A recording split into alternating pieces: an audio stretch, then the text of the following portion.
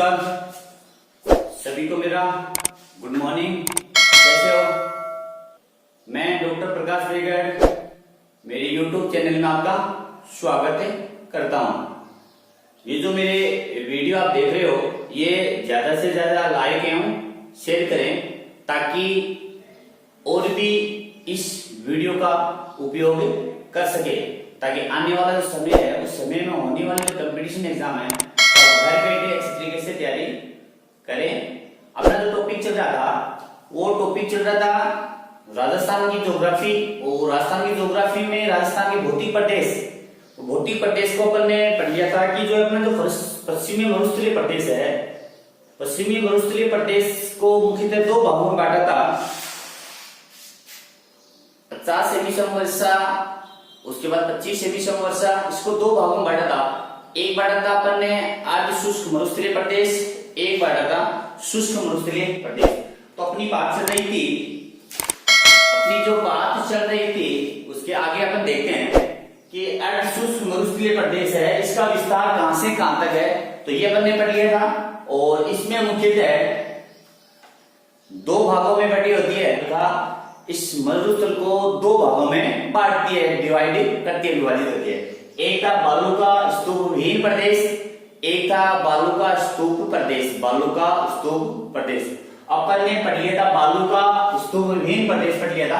आज जो अपन पढ़ेंगे वो बालू का स्तूप प्रदेश पढ़ेंगे। बालू का स्तूप प्रदेश, स्तूप मतलब कोई चीज का बनना,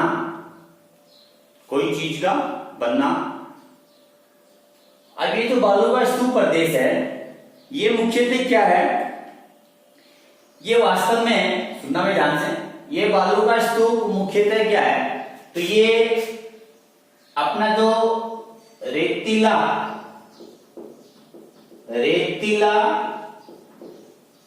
मरुस्थल का विस्तार माना जाता है। जो रेत से बना हुआ मरुस्थल होता है उसका विस्तार माना जाता है।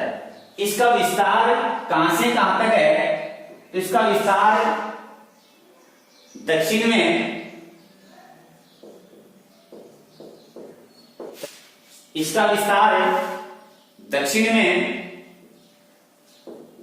बाड़मेर से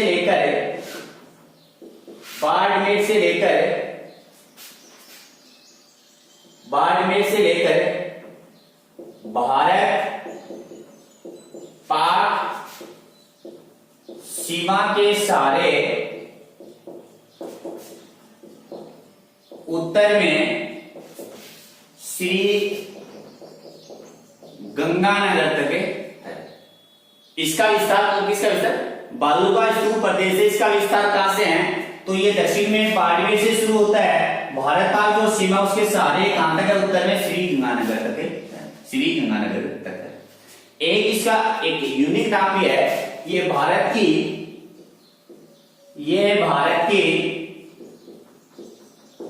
महान मरुभूमि कहलाती है। भारत की महान मरुभूमि भी कहलाती है। ये आरएस में भी क्वेश्चन पूछा है कि वह कौन सा भाग है जो भारत की महान मरुभूमि कहलाती है। भारत की महान मरुभूमि कहलाती है। इसके अलावा ये जो स्तूप है, बालू का स्तूप प्रदेश है, इसमें कुछ भौगोलिक संरचनाएं बनती है। तो अपन आगे क्या पढ़ेंगे कि ये जो बालू का स्तूप प्रदेश है इसकी जो प्रमुख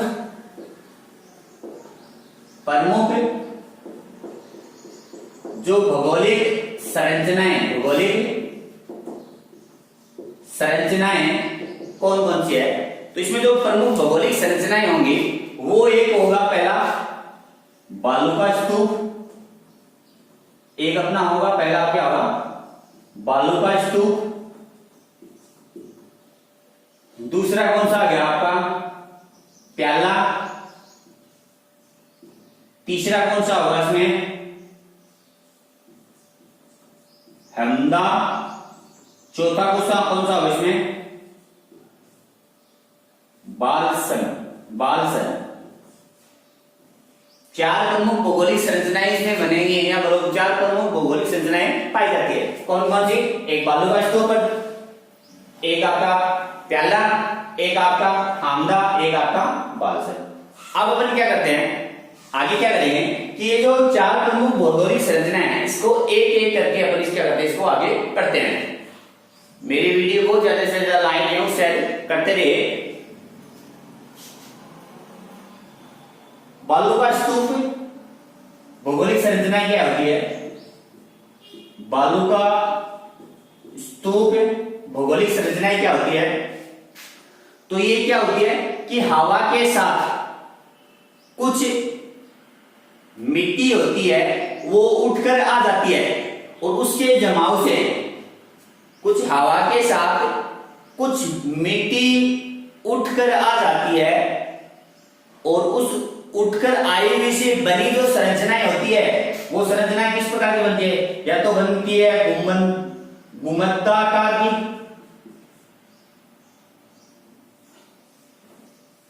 ये जो संरचनाएं बनती है ये या तो बनेगी गुंबदाकार की या बनेगी ये आपकी लंबाकार की। गुंबदाकार की या लंबाकार की जो संरचनाएं बनती है उस संरचना को अपन क्या बोलेंगे? बालू का स्तूप बोलेंगे। क्या बोलेंगे? बालू का स्तूप बोलेंगे। ये भी सुनो, जब हवा एक ही दिशा में लगातार बहेगी और बहने से उस मिट्टी के साथ उस हवा के साथ जब हवाएं एक ही दिशा में लगातार बहेगी तो हवा के साथ कुछ मिट्टी है वो उड़कर साथ में आएगी और उड़कर आने से उसकी जो संरचनाएं बनेगी वो संरचना या तो बनेगी गुंबदाकार की या बनेगी आपकी लंबाकार की। ऐसी संरचना को अपन क्या बोलेंगे? बालू का स्तूप कहेंगे। क्या कहेंगे? बालू का स्तूप कहेंगे। तो ये जो बालू का स्तूप होते हैं ये उत्पत्ति या हवा के सापेक्ष गति के अनुसार या गति की सापेक्ष स्थिति के अनुसार निम्न प्रकार के होते हैं या 3 प्रकार के होते हैं। तो अगला तो अपना टॉपिक ये रहेगा कि जो उत्पत्ति एवं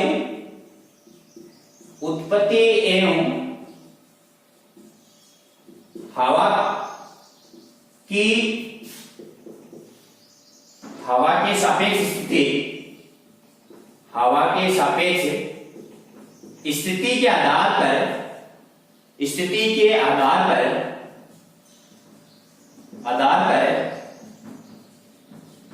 बालू का स्तूप को मुख्यतः 3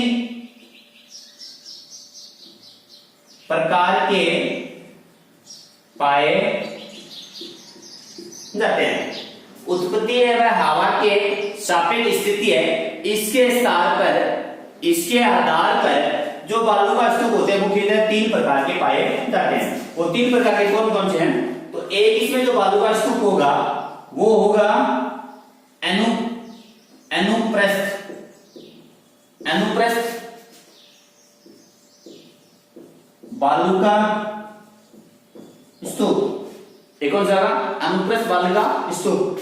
दूसरा कौन सा होगा? अनुदैर्घ्य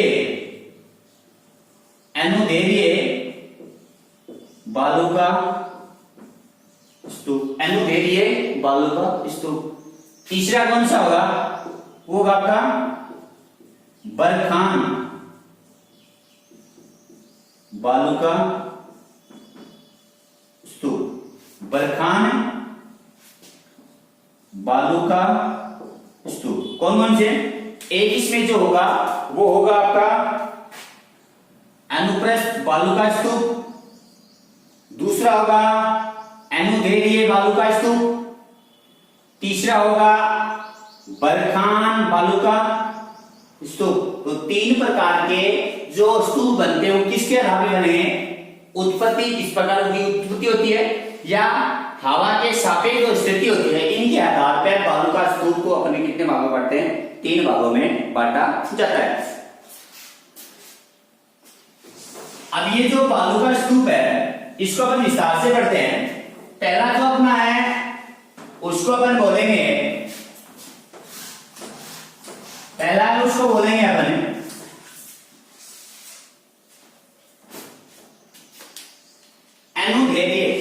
अनुप्रस्थ। पहला है उसको क्या बोलेंगे? अनुप्रस्थ बालू का स्तूप। इसका एक दूसरा नाम होता है, इसे समकोण बालू का स्तूप भी बोला जाता है। समकोण बालू का स्तूप भी बोला जाता है।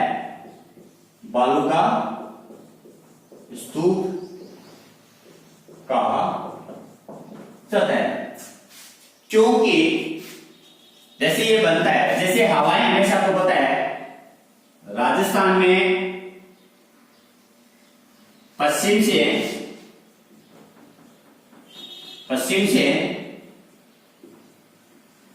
पूर्व की ओर चलते हैं।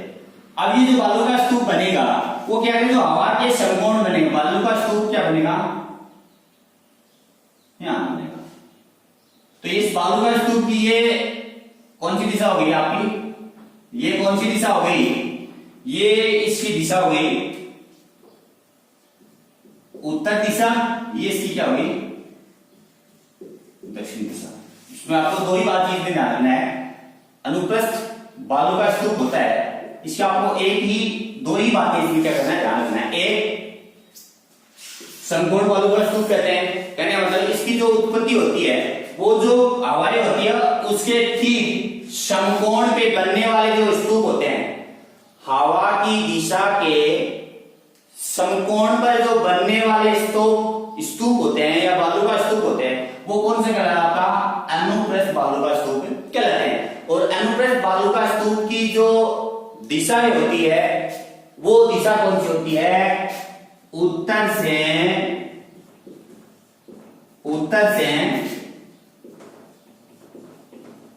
दक्षिण की ओर होती है, उत्तर से दक्षिण की ओर होती है। दूसरा कौन सा बना, दूसरा आपका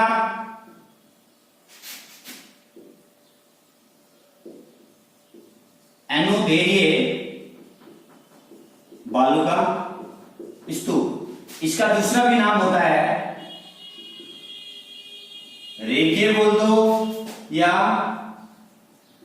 पौना अभिमुखी, सॉरी पौना अनुवर्ती, पौना अनुवर्ती।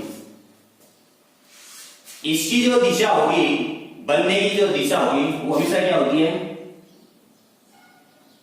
पश्चिम से पूर्व की होती है। कहने का मतलब है ये जो बालू का स्तूप बनेंगे, ये जो हवाएं होती है, ये हवाएं हैं और हवा की दिशा आपको पता है पश्चिम से पूर्व की ओर होती है, पश्चिम से पूर्व की ओर होता है। और जो बालू का स्तूप बनेगा वो क्या बनेगा, इस हवा के समांतर बनेगा। हवा के समांतर बनने वाला स्तूप क्या कहलाता है, अनुदैर्घ्य स्तूप या रेखीय स्तूप या पौना अनुवर्ती बालू का स्तूप कहलाता है। पौना अनुवर्ती बालू का स्तूप कहा जाता है। और इस प्रकार का जो बनने वाला स्तूप होती है, इस स्तूप की दिशा हमेशा क्या होती है, पश्चिम से पूर्व की ओर होती है, पश्चिम से पूर्व की ओर होती है।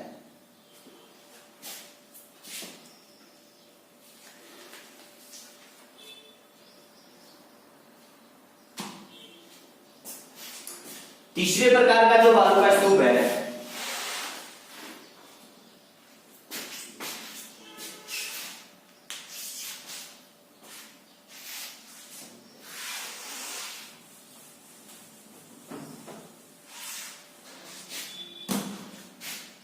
तीसरे प्रकार का जो बालू का स्तूप है उसको बोलते हैं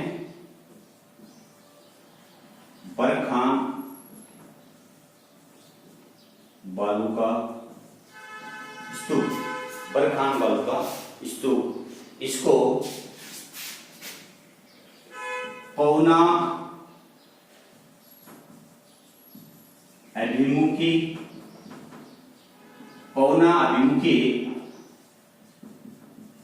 बालू का स्तूप भी कहा जाता है।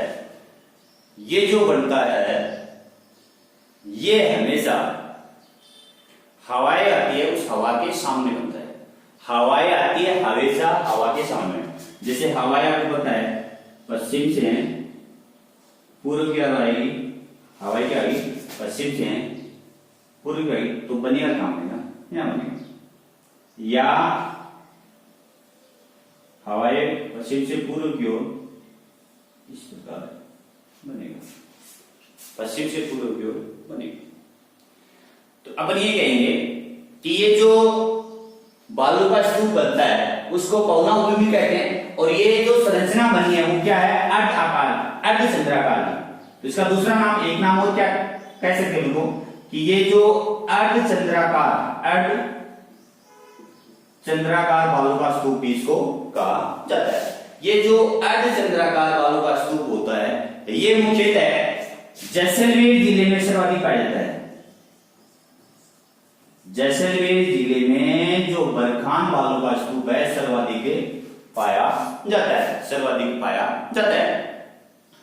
और इसकी क्या विशेषता है कि ये जो बालू का स्तूप बनते हैं हवा के सामने बनेंगे, तो दो जो बालू का स्तूप होगा, जैसे ये एक बालू का स्तूप, ये एक बालू स्तूप, ये आपस में समांतर होंगे। इसके जो अग्र सिरे होते हैं, आगे वाले जो सिरे, ये दोनों सिरे हैं, ये सींग के आकार के होते हैं, सींग के आकार के होते हैं। तो कौन से बालू का स्तूप, जो समांतर बालू का स्तूप सींग के आकार का रूप ले लेते हैं, तो अपना आंसर होगा बरखान। कौन सा आंसर होगा, बरखान। और ये एलडीसी में क्वेश्चन पूछा हुआ है, ये एलडीसी में क्वेश्चन पूछा हुआ है। इसके अलावा इसमें क्या है, ये तो जैसलमेर में क्या होगा, सर्वाधिक। अब कभी कभार क्या होता है, नवीनतम पूछता है, तो नवीन बरखान बालू का स्तूप मुख्यतः शेखावाटी क्षेत्र के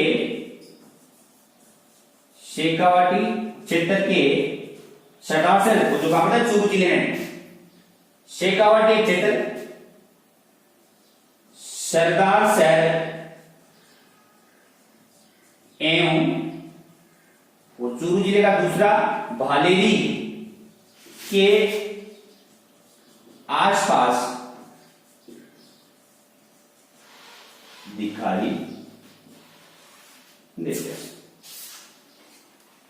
नवीन तो एट प्रेजेंट या वर्तमान में जो बन रहे हैं बरखान, वो आपको कहां मिलेंगे, शेखावाटी क्षेत्र के सरदार सर एवं भालेरी के आसपास दिखाई देते।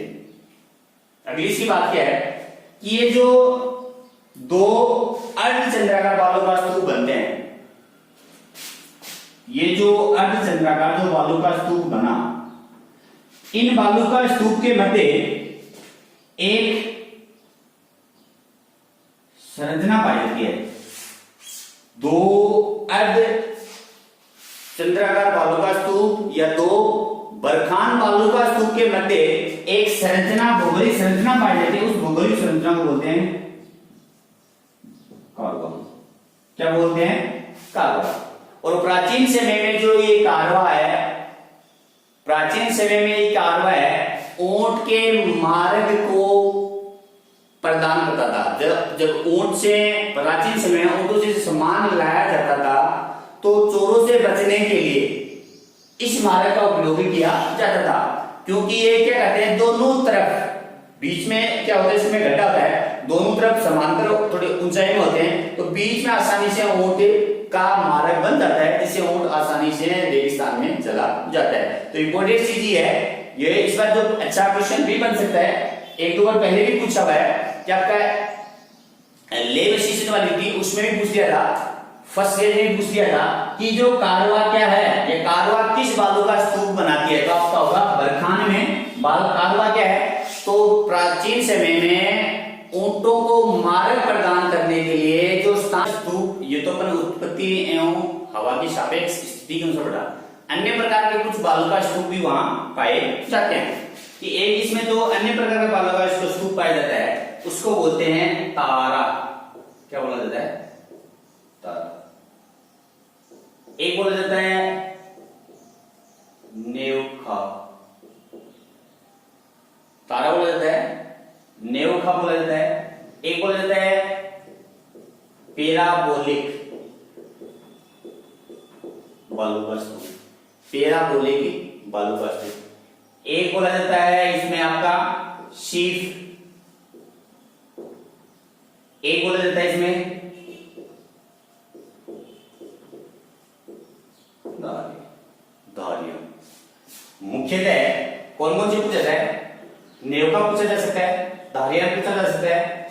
सदस्य है और सारा कुछ होता है। एक और इसमें एक और होता है नेटवर्क, एक और होता है नेट। अब होते और क्या है, नेवा या नेवखा। नेवखा जो होता है, नेवखा ये क्या होता है कि जो झाड़ियां होती है, झाड़ियां जैसे मान लो ये कोई झाड़ी है और ये झाड़ी हवा इनके कारण आएगी, हवा इधर से आएगी और हवा के कारण हवा के साथ जो मिट्टी आएगी वो मिट्टी उड़कर आएगी तो यहां क्या हो जाएगा, जमा हो जाएगा। क्या हो जाएगा, जमा। तो इस प्रकार का जो स्तूप बनेगा उसको बोलेंगे अपन नेव का स्तूप बोलेंगे, नेव का स्तूप बोलेंगे। किसे कहेंगे कि छोटी छोटी झाड़ियों के सामने जब मिट्टी हवा के सापेक्ष जब मिट्टी उड़कर आती है तो उनसे बनी जो संरचना होगी, छोटी छोटी जो संरचना होगी उस संरचना के बोलेंगे नेव का बोलेंगे। क्या बोलेंगे, नेव का। दूसरे प्रकार का जो होता है उसे बोलते हैं पेराबोले, पेराबोले। ये जो होगा इसकी मैं संरचना बता देता हूं, ये महिला के हेयर पिन के समान होगी। पैराबोलिक जो संरचनाएं, पैराबोलिक जो बनेगी वो भी क्या बनेंगे, हवा के साथ किसी पेड़ों के टकराने से, मिट्टी के टकराने से जो बनेगी वो क्या बनेगी। तो ये हमेशा जो बनते हैं हेयर पिन के समान। तारा सबको पता है, तारा की संरचना इस प्रकार होती है। तो विभिन्न प्रकार के बालों का स्तूप जब आपस में मिलके चारों दिशा में फैल जाते हैं जिसे तारोनुमा संरचना बनना है। क्या क्या कहेंगे कि विभिन्न प्रकार के बालों का स्तूप जब आपस में मिलके उनके शीर्ष भाग एक तारे जैसी संरचना बना लेते हैं जिससे बनी संरचना क्या कहलाती है आपकी, तारा बालों का स्तूप कहलाता है। तारा बालों का स्तूप कहलाता है। चौथा है शीप।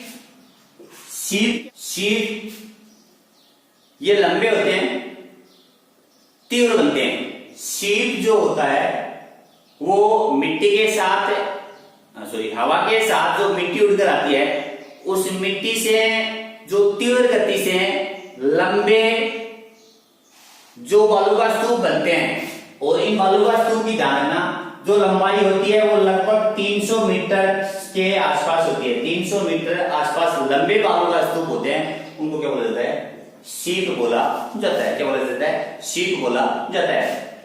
नेटवर्क, तो नेटवर्क का सबको पता है कि विभिन्न प्रकार के बालू का स्तूप जब आपस में मिलके एक जालनुमा संरचना बना लेते हैं।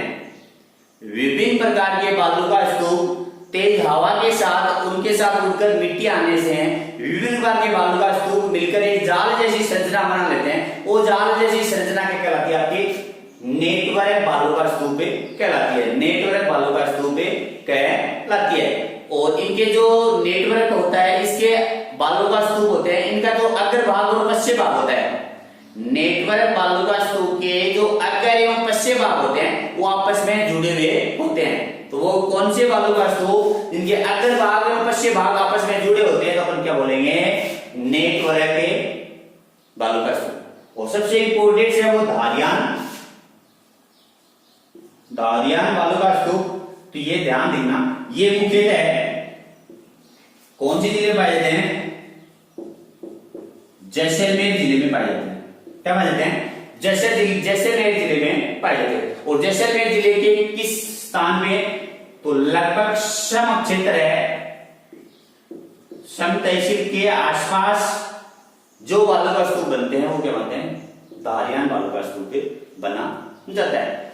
क्योंकि सम क्षेत्र है, वहां जनशून्य स्थानांतरण है, जन शून्य स्थानांतरण होता है। और इस यहां बनने वाले जो स्तूप होंगे उन स्तूपों को बोल देते हैं अपन